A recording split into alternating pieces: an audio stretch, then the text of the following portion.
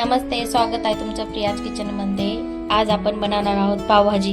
त्यासाठी लागणारे साहित्य: फ्लावर घेतलेले आहे पाव किलो, वाटाणा घेतलेला आहे पाव किलो, शिमला मिर्च पाव किलो आणि टमाटे पाव किलो।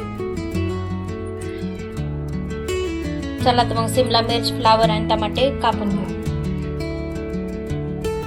शिमला मिरची बारीक कट करून घेऊ।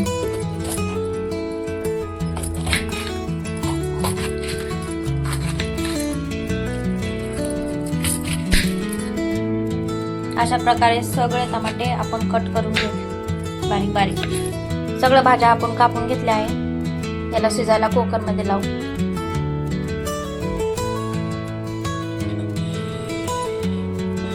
छान अशा भाज्या शिजण्यासाठी 1 ग्लास पाणी टाकू, कारण भाज्याला बी सुटतं पाणी।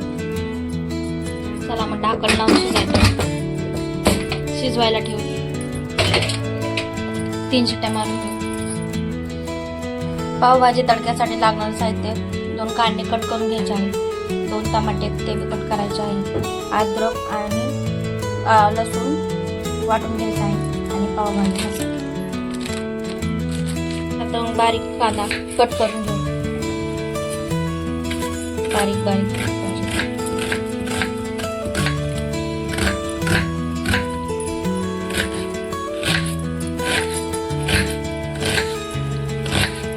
बारीक कट करायचं। अद्रक आणि लसूण आपण याची पेस्ट करून घेऊ।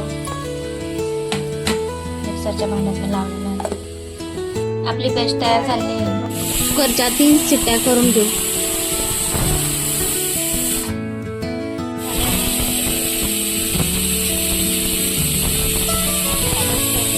काढून घेऊ नका। मस्त भाज्या शिजल्या आहेत। भाज्या खाली काढून घेऊ।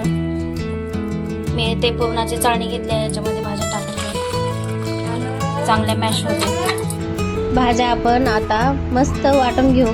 वाटल्याने जो वाटाण्याचा चोथा असतो तो निघतो।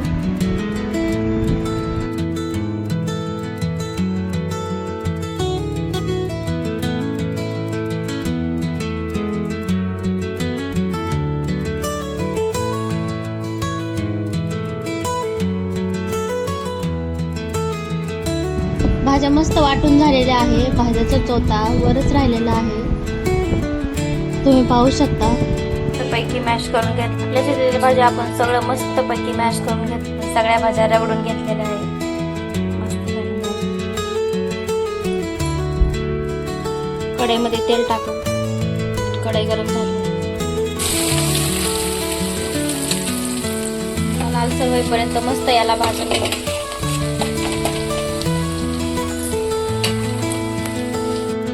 आपण यामध्ये टमाटर टाकलेला आहे। टमाटर मऊ होईपर्यंत आपण त्याला तेलामध्ये हलवून घेऊ। आणि आता अद्रक आणि लसूणची पेस्ट तेलामध्ये टाकू। छान भाजून घेऊ पेस्ट तेलामध्ये। आता याच्यामध्ये एव्हरेस्ट पावभाजी मसाला टाकून घेऊ आणि छान मिक्स करून घेऊ तेलामध्ये।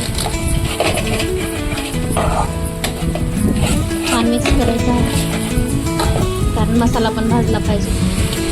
आता त्यामध्ये आपण भाज्या टाकून घेऊ रगडलेल्या।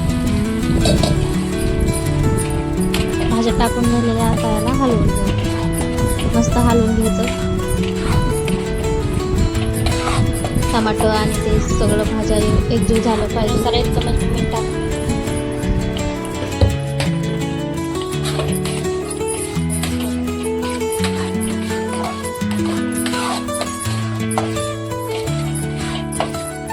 अशी पावभाजी छान असं मिक्स करून घेऊ। छान मिक्स करून घेऊ।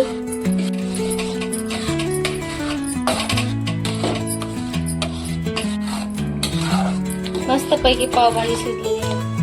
मस्त छान कलर आलेला आहे। पावभाजी आपली तयार झाली आहे। तर चला आता पावाला बटर लावून घेऊ। पाव फाडून घ्यायचे, तव्यावर टाकायचे, त्या साईडनं बटर लावायचं आणि पाव फिरवायचे। त्याला बटर लागलं पाहिजे। मस्त पाव गरम होते। अशा प्रकारे आपण सगळे पाव बटर लावून भाजून घेऊ.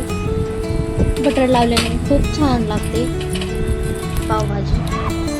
ही पावभाजी तयार झालेली आहे. माझी ही रेसिपी आवडली असेल तर तुमच्या बहिणीला लाईक अँड सबस्क्राईब नक्की करा. धन्यवाद.